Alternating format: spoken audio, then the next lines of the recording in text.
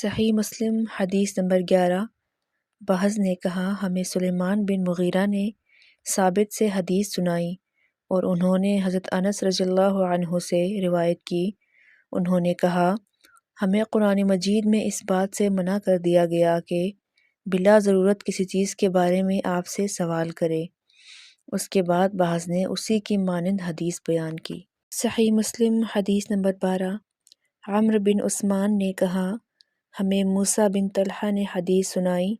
انہوں نے کہا مجھے حضرت ابو ایوب رضی اللہ عنہ نے حدیث سنائی کہ رسول صلی اللہ علیہ وسلم ایک سفر میں تھے، جب ایک اعرابی دیہاتی آپ صلی اللہ علیہ وسلم کے سامنے آ کھڑا ہوا۔ اس نے آپ صلی اللہ علیہ وسلم کی اونٹنی کی مہار یا نکیل پکڑ لی، پھر کہا اے اللہ کے رسول، مجھے وہ بات بتائیے جو مجھے جنت کے قریب اور آگ سے دور کر دے۔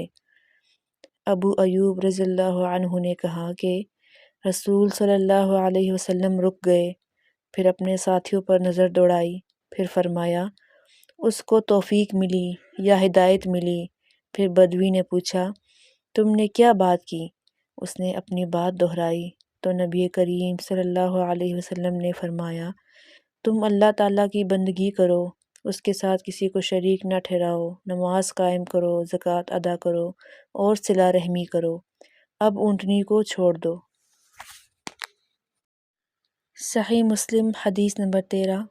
محمد بن عثمان بن عبداللہ بن موہب اور ان کے والد عثمان دونوں نے موسیٰ بن طلحہ سے سنا، وہ حضرت ابو ایوب رضی اللہ عنہ سے اور وہ نبی کریم صلی اللہ علیہ وسلم سے سابقہ حدیث کی مانند بیان کرتے تھے۔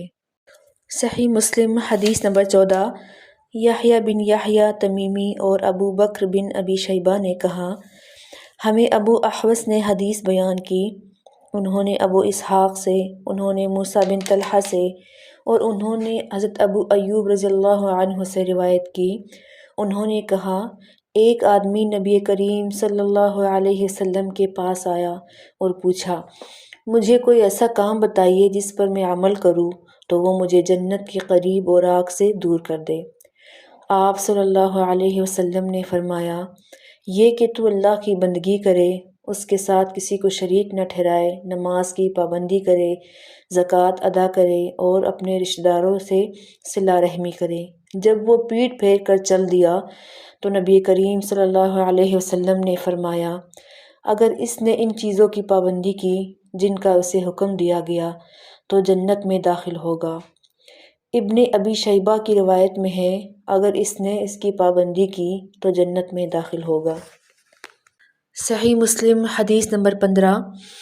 حضرت ابو ہریرہ رضی اللہ عنہ سے روایت ہے کہ ایک اعرابی رسول صلی اللہ علیہ وسلم کے پاس آیا اور کہا اے اللہ کے رسول، مجھے ایسا عمل بتائیے کہ جب میں اس پر عمل کروں تو جنت میں داخل ہو جاؤ۔ آپ صلی اللہ علیہ وسلم نے فرمایا تم اللہ کی بندگی کرو، اس کے ساتھ کسی کو شریک نہ ٹھہراؤ، نماز قائم کرو جو تم پر لکھ دی گئی ہے، فرض زکوٰۃ ادا کرو اور رمضان کے روزے رکھو۔ وہ کہنے لگا اس ذات کی قسم جس کے ہاتھ میں میری جان ہے، میں نہ کبھی اس پر کسی چیز کا اضافہ کروں گا اور نہ اس میں کمی کروں گا۔